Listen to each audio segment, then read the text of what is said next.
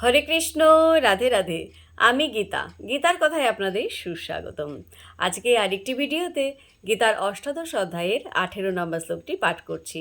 আপনারাও কিন্তু আমার সঙ্গে অবশ্যই পাঠ করবেন। ওং নমো ভগবতে বাসুদেবায়, ওং নমো ভগবতে বাসুদেবায়, ওং নমো ভগবতে বাসুদেবায়, ওং তৎসৎ। হরে কৃষ্ণ। শ্লোকটি আমার সঙ্গে উচ্চারণ করবেন। জ্ঞানম জ্ঞেয়ম পরিজ্ঞাতা ত্রিবিধা কর্ম চ দনাম করণম কর্ম কর্তা ইতি ত্রিবিধ কর্ম সংগ্রহ। অনুবাদ: জ্ঞান, জ্ঞেয় ও পরিজ্ঞাতা এই তিনটি কর্মের প্রেরণা, করণ, কর্ম ও কর্তা এই তিনটি কর্মের আশ্রয়। তো ভক্তগণ, এমনি করে প্রতিদিন একটি করে গীতা শ্লোক পাঠ করুন আর এই দুর্লভ মানব জন্মকে ধন্য করুন।